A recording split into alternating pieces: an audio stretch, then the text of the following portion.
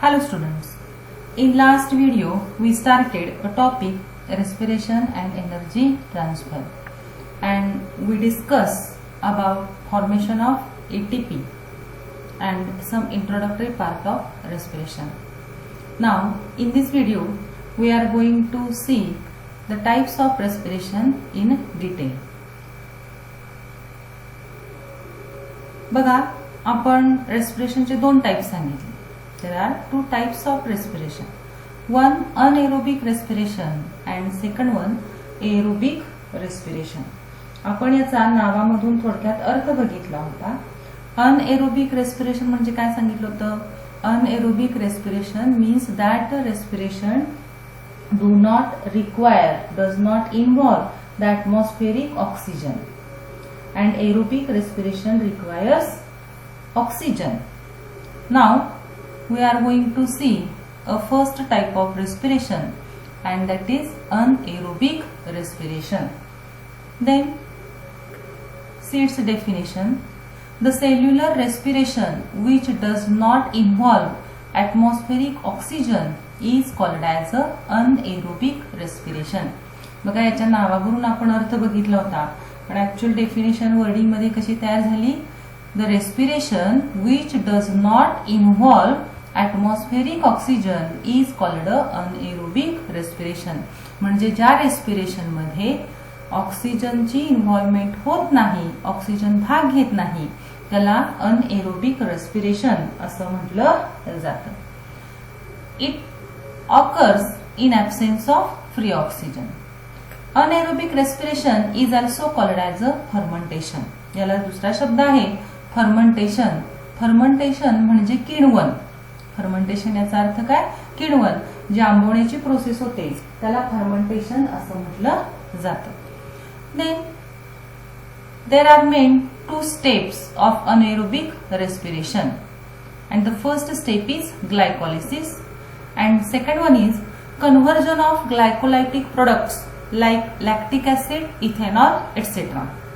बघा याच्या दोन स्टेप मध्ये हे अनएरोबिक रेस्पिरेशन पूर्ण होतं. एक आहे ग्लायकोलिसिस आणि दुसरं आहे conversion of glycolytic product like lactic acid आणि इथेनॉल.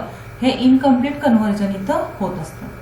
आता आपण सुरुवातीला यातली पहिली स्टेप बघूया, ती म्हणजे ग्लायकोलिसिस. आता ग्लायकोलिसिस म्हणजे काय? काय होतं ग्लायकोलिसिस मध्ये? बघा आपण पहिल्या इंट्रोडक्शन मध्ये सांगितलेलं आहे. व्हेन वी इनहेल ऑक्सिजन, आपण जेव्हा बॉडीमध्ये ऑक्सिजन घेतो, इनहेल करतो, ऑक्सिजन बॉडीच्या आत जातो, तेव्हा काय होतं? This oxygen mix combine in a glucose of a cell. सेलमध्ये जे ग्लुकोज आहे त्या ग्लुकोजमध्ये हा ऑक्सिजन कंबाईन होतो, त्याच्यामध्ये मिक्स होतो and it produces 2 molecules of pyruvic acid. आणि तिथं गेल्यानंतर तो काय तयार करतो? पायरुविक ऍसिड तयार करतो. मग ग्लुकोजचं रूपांतर पायरुविक ऍसिड मध्ये होतं तेव्हा त्याला ग्लायकोलिसिस असं म्हटलं जातं. याच्यावरून याची डेफिनेशन कशी तयार होती बघा. Glucose molecule is a breakdown into 2 molecules of pyruvic acid is called as a glycolysis. म्हणजे जेव्हा ग्लुकोज मोलेक्यूल पासून 2 पायरुविक ऍसिडचे मोलेक्यूल तयार होतात तेव्हा त्याला ग्लायकोलिसिस असं म्हटलं जातं. The glycolysis is a common step in aerobic and anaerobic respiration.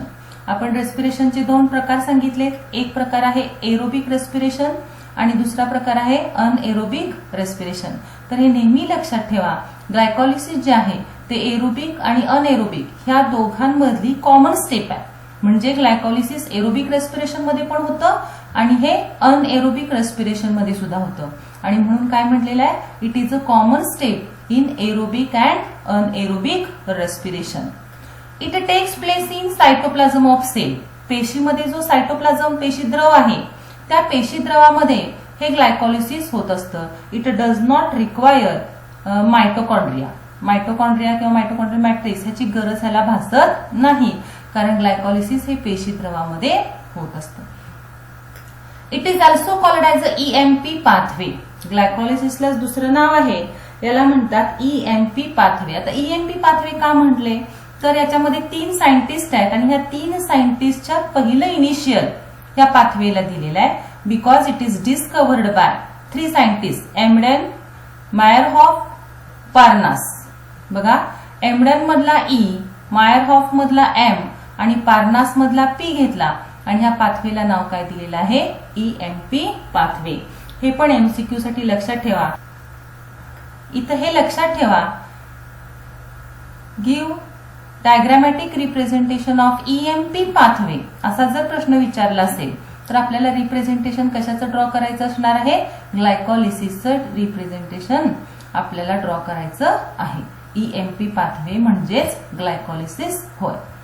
Then we are going to see its steps. There are main 10 steps of glycolysis. Glycolysis मध्ये एकूण 10 स्टेप्स आहेत. आता ह्या 10 स्टेप्स आहेत ह्या 2 फेज मध्ये विभागल्या गेलेल्या आहेत. 10 स्टेप्स आहेत ह्या 2 फेज मध्ये विभागल्या गेलेल्या आहेत. पहिली जी फेज आहे त्यामध्ये पहिल्या 5 स्टेप येतात आणि दुसऱ्या फेज मध्ये पुढच्या 5 म्हणजे 6 ते 10 स्टेप्स या ठिकाणी येतात. बघा पहिली फेज आहे प्रिपरेटरी फेज. पहिली फेज आहे प्रिपरेटरी फेज आणि याच्यामध्ये ग्लायकोलिसिस मधल्या 1 to 5 1 ते 5 स्टेप्स येतात. सेकंड फेज आहे ती oxidative and pay off phase आहे आणि ह्याच्यामध्ये 6 to 10 स्टेप्स म्हणजे उरलेल्या ज्या 5 स्टेप्स आहेत त्या ह्याच्यामध्ये येतात. आता आपण पुढच्या पॉइंटमध्ये काय बघणार आहे तर ह्या स्टेप्स किंवा ह्या जे ग्लायकोलिसिसची प्रोसेस आहे की ग्लुकोजचं रूपांतर पायरुव्हिक ऍसिड मध्ये कसं होतं ते आपण या ठिकाणी डायग्रामॅटिक रिप्रेझेंटेशनच्या मदतीनं बघणार आहोत. It is a diagrammatic representation of glycolysis. हे ग्लायकोलिसिसचं डायग्रामॅटिक रिप्रेझेंटेशन आहे. आता ह्याच्यामध्ये आपण मगाशी सांगितलं किती फेज आहेत तर 2 फेज आहे. एक प्रिपरेटरी फेज आणि दुसरी ऑक्सिडेटिव्ह पे ऑफ फेज. आता ह्याच्यामधली पहिल्या 5 स्टेप्स म्हणजे इथं हे सर्कल्स दिसतात 1, 2, 3, 4 अँड 5 इथंपर्यंत आपली पहिली फेज जी आहे प्रिपरेटरी फेज ती संपते आणि इथून 6, 7, 8, 9 आणि 10 ही इथंपर्यंत आपल्या सेकंड पे ऑफ फेज जी आहे ही 6 ते 10 फेज पर्यंत संपत असते. आता आपण सुरुवातीला ह्या डायग्रामॅटिक रिप्रेझेंटेशन वरून याचं एक्सप्लेनेशन पाहू आणि नंतर आपण बघा इथं काय होतं. This glucose undergoes phosphorylation with the help of ATP in presence of enzyme hexokinase and it produces glucose 6-phosphate which consists of 6 carbon. 1 molecule. इथं एक मोलिक्यूल तयार झाला ज्याच्यामध्ये 6 कार्बन्स आहेत आणि त्या मोलिक्यूलचं नाव आहे ग्लुकोज 6-phosphate. फॉस्फोरायलेशन झाल्यानं या ठिकाणी हा तयार झाला. सेकंड स्टेप मध्ये काय होतं दिस ग्लुकोज 6-phosphate अंडरगोज आयसोमरायझेशन. ह्याचं काय होतं इथं आयसोमरायझेशन होतं in presence of enzyme phosphohexose isomerase and it produces fructose 6-phosphate. इथं ग्लुकोज 6-phosphate मध्ये आयसोमरायझेशन झालं आणि इथं काय तयार झालं फ्रुक्टोज 6-phosphate तयार झालं. Then this fructose 6-phosphate undergoes phosphorylation with the help of ATP in presence of enzyme phosphofructokinase and it produces fructose 1,6-diphosphate which consists 6 carbon. इथं बघा एक मोलिक्यूल इथं फ्रुक्टोज 1,6-डायफॉस्फेटचा तयार झाला म्हणजे ह्या ग्लुकोज मध्ये 2दा फॉस्फोरायलेशन झालं. दिस ग्लुकोज अंडरगोज ट्वाइस फॉस्फोरायलेशन. इथं पहिल्या स्टेपला आणि तिसऱ्या स्टेपला आणि इथं काय तयार झालं फ्रुक्टोज 1,6-डायफॉस्फेट तयार झालेला आहे ज्याच्यामध्ये 6 कार्बन्स आहेत. इथं ब्रॅकेटमध्ये दिलेलं आहे किती कार्बन्स आहेत 6 कार्बन. आता नंतर काय होतं दिस फ्रुक्टोज 1,6-डायफॉस्फेट it broken down into 2 molecules. ह्याचं 2 मोलिक्युल तयार होतात विच कन्सिस्ट 3 कार्बन. इथं आपण 6 कार्बन सांगितले 2 मोलिक्युल तयार होतात प्रत्येकामध्ये 3 कार्बन आहेत म्हणजेच त्याला ट्रायोजेस असं म्हणतात आणि त्याची नाव आहे ग्लिसराल्डिहाइड 3-phosphate. यालाच PGAL असं म्हणतात 3PGAL. याला काय म्हटलं जातं 3PGAL. आणि दुसरा आहे डायहायड्रॉक्झी ऍसिटोन फॉस्फेट. ह्याला शॉर्ट मध्ये DHAP असं म्हटलं जातं. ह्याला काय म्हटलं जातं DHAP. बघा नाव लक्षात ठेवायला अवघड आहे म्हणून शॉर्ट फॉर्म पण सांगते याचा डायहायड्रॉक्झी ऍसिटोन फॉस्फेट म्हणजे DHAP आणि ग्लिसराल्डिहाइड 3-phosphate म्हणजे 3PGAL. आता इथं दोन मोलेक्यूल म्हणजे हे ट्रायोजेस या ठिकाणी तयार झालेले आहेत. आता ह्याला क्लिवेज असं म्हटलं जातं.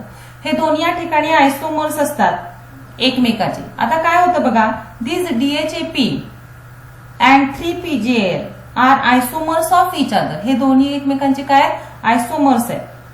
And they converted into glyceraldehyde 3-phosphate that is 3PGAL in presence of enzyme triose phosphate isomerase. हे काय होतात आयसोमर्स आहेत. आयसोमरायझेशन होतं म्हणजे ते एकमेकांमध्ये मिक्स होतात आणि सेकंड मोलेक्यूल 3PGAL चा तयार होतो आणि याला मदत एन्झाईम कुठलं करते, ट्रायोज फॉस्फेट आयसोमरेज हे एन्झाईम इथं मदत करत असतं. Here our first phase that is preparatory phase is completed. इथं अशा पद्धतीने आपली जी पहिली फेज आहे प्रिपरेटरी फेज, ती प्रिपरेटरी फेज इथं संपते. 6व्या स्टेप पासून दुसरी फेज चालू होते ती म्हणजे oxidative and pay off phase. आता ह्याच्यामध्ये काय होतं बघा, दिस 3PGAL म्हणजेच काय तर glyceraldehyde 3-phosphate it undergoes oxidation and dephosphorylation with the help of NAD with phosphoric acid and it produces 1,3-biphosphoglyceric acid किंवा 1,3-biphosphoglycerate. ग्लिसरेट याचाच अर्थ ग्लिसरिक ऍसिड इथं तयार होतं. इथं ऑक्सिडेशन होतं आणि हे NADPH2 तयार होत असतं. देन परत काय होतं, दिस 1,3-biphosphoglycerate undergoes dephosphorylation in presence of enzyme phosphoglycerate kinase. इथं dephosphorylation झालं and it produces 3-phosphoglycerate. इथं काय तयार झालं 3-phosphoglycerate. In short it is called as 3PGA. 3-phosphoglycerate ला काय म्हटलं जातं 3PGA असं म्हटलं जातं. Then this 3PGA undergoes isomerization. It undergoes isomerization with the help of enzyme phosphoglycerate mutase and it produces 2-phosphoglycerate. इथं काय तयार होतं 2-phosphoglycerate किंवा 2-phosphoglyceric acid इथं तयार होतं 2PGA. Then this 2PGA undergoes dehydration. It undergoes dehydration in presence of enzyme enolase. बघा इथं डिहायड्रेशन झालं means removal of water molecule. In presence of enzyme enolase and magnesium ion to produces 2 molecules of phosphoenol pyruvic acid. phosphoenol pyruvic acid म्हणजेच pyruvate. In short 2PEP PEP असं म्हणतात. Phosphoenol pyruvic acid किंवा पायरुवेटला काय म्हटलं जातं PEP असं म्हटलं जातं. Then this PEP undergoes dephosphorylation. It undergoes dephosphorylation with the help of enzyme pyruvate kinase and it produces pyruvic acid. आणि इथं मग काय तयार होतं इथं पायरुविक ऍसिड याच्यामध्ये तयार होत असतं. अशा पद्धतीनं इथं आपली सेकंड फेज जी आहे पे ऑफ फेज ती इथं पूर्ण होते. अशा पद्धतीनं प्रिपरेटरी फेज आणि पे ऑफ फेज या दोन फेज मधून 10 स्टेप्सच्या मदतीनं ग्लुकोज पासून पायरुविक ऍसिडचे 2 मोलिक्युल्स तयार होत असतात. याला ग्लायकोलिसिस असं म्हटलं जातं. बघा ही जी इन्फॉर्मेशन आहे ही इन्फॉर्मेशन पाठ करण्याची गरज नाही. तुम्ही ही डायग्रॅम जी आहे ही डायग्रॅम पाठ केली, हे एन्झाईम्स पाठ केले आणि कशाचं कन्व्हर्जन कशामध्ये होतं आणि कोणती स्टेप होती हे एवढं लक्षात ठेवलं की तुम्हाला याचं एक्सप्लेनेशन लिहिता येतं. Okay. Then we discuss again. पहिली स्टेप बघा आपण सांगितली प्रिपरेटरी फेज. काय सांगितलं प्रिपरेटरी फेज मध्ये ग्लुकोज अंडरगोज ट्वाइस फॉस्फोरायलेशन, दोनदा फॉस्फोरायलेशन आपण बघितलं with the help of 2 ATP to produce fructose 1,6-biphosphate. Then fructose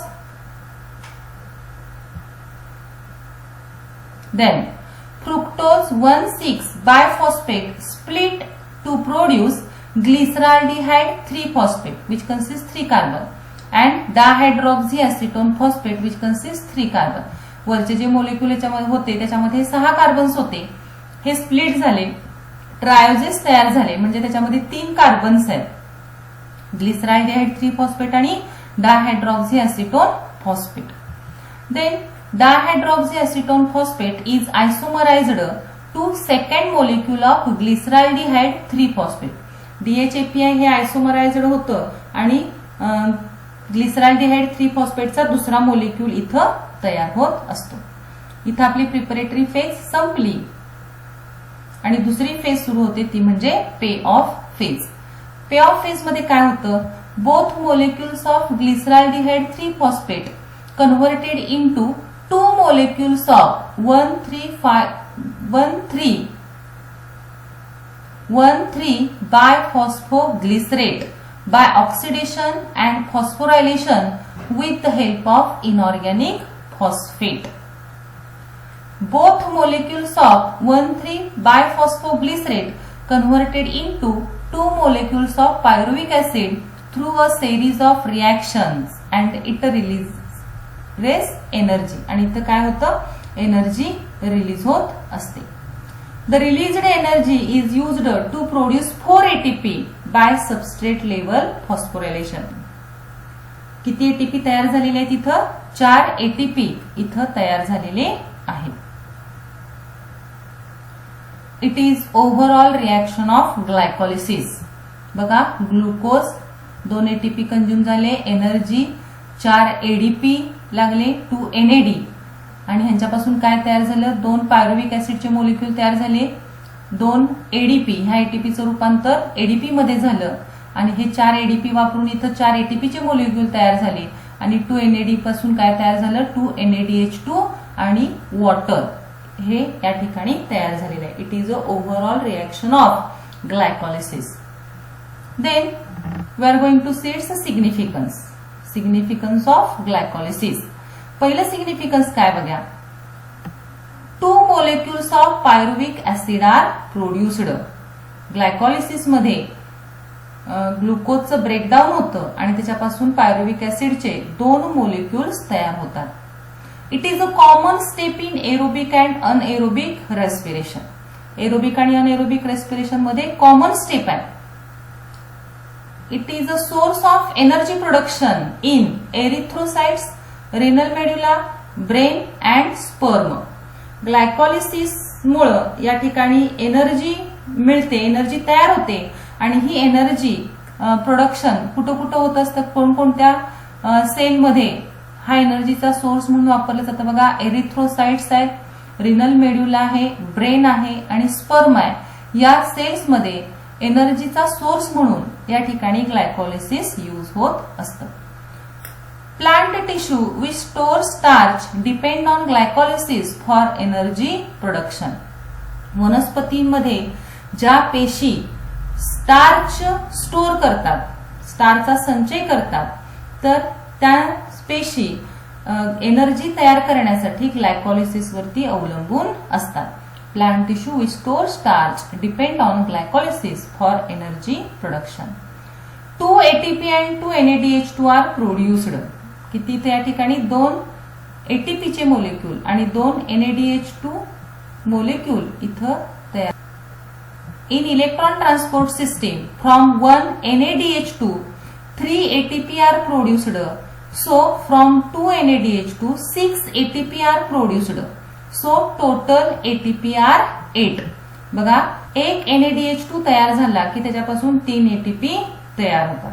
म्हणजे इथं 2 NADH2 तयार झाले, त्याच्यापासून किती ATP तयार झाले, इथं 6 ATP इथं तयार झालेले आणि एकूण 4 ATP तयार झाले. हे ATP किती तयार झाले, 4.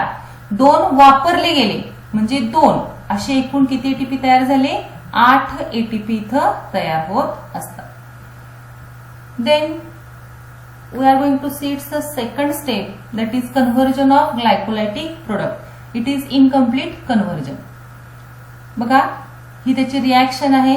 ह्याच्यामध्ये 2 येतात, एक लॅक्टिक ऍसिड फर्मेंटेशन आणि दुसरं अल्कोहोलिक फर्मेंटेशन.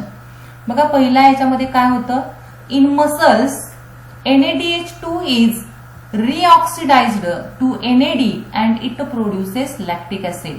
बघा ही ग्लायकोलिसिसची प्रोसेस आहे. ग्लायकोलिसिस मध्ये पायरुविक ऍसिड आणि NADH2 तयार झालं. मसलमध्ये गेल्यानंतर काय होतं, हे NADH2 आहे ह्याचं रिऑक्सिडेशन होतं आणि ह्याच्यापासून काय तयार होतं, लॅक्टिक ऍसिड आणि NAD तयार होतात. In skeletal muscle energy is derived from anaerobic respiration. Skeletal muscle energy कशापासून मिळवत असतात, तर ह्या अनएरोबिक रेस्पिरेशन पासून एनर्जी ऑब्टेन करत असतात, एनर्जी मिळवत असतात. After exercise lactic acid accumulates leads muscle fatigue. During rest lactic acid reconverted into pyruvic acid. बघा जेव्हा आपण खूप सारी एक्सरसाइज करतो, आपलं एक्झर्शन होतं, आपण एक्सरसाइज व्यायाम करतो, तेव्हा आपल्या बॉडीमध्ये लॅक्टिक ऍसिड अक्युमुलेट होतं, गोळा होत असतं आणि त्यामुळं ज्या आपल्या मसल्स आहेत त्या मसल्समध्ये फटीग किंवा कंटाळत असतात, त्याच्यामध्ये थकवा येत असतो. जेव्हा आपण विश्रांती घेतो त्यावेळेला काय होतं, हे जे लॅक्टिक ऍसिड आहे या लॅक्टिक ऍसिडचं रूपांतर पुन्हा पायरुविक ऍसिड मध्ये होत असतं आणि आपल्याला फ्रेश वाटतं. बघा एक्सरसाइज केल्यानंतर मसल्समध्ये लॅक्टिक ऍसिड गोळा होतं, मसल थकतात, मसल फटीग तयार होतं आणि जेव्हा रेस्ट घेतली जाते तेव्हा लॅक्टिक ऍसिडचं रूपांतर पुन्हा पायरुविक ऍसिड मध्ये होत असतं. Then second is alcoholic fermentation. पुढचं आहे इथं अल्कोहोलिक फर्मेंटेशन. ही अल्कोहोलिक फर्मेंटेशनची रिॲक्शन आहे. बघा हे ग्लायकोलिसिस आहे. ग्लायकोलिसिस मध्ये काय झालं, glucose is converted into pyruvic acid. ग्लुकोजचं रूपांतर पायरुविक ऍसिड मध्ये झालं. परत काय झालं, pyruvic acid converted into acetaldehyde and then acetaldehyde converted into ethanol. या पायरुविक ऍसिडचं रूपांतर ऍसेटाल्डिहाइड मध्ये आणि ऍसेटाल्डिहाइडचं रूपांतर इथेनॉल मध्ये होतं.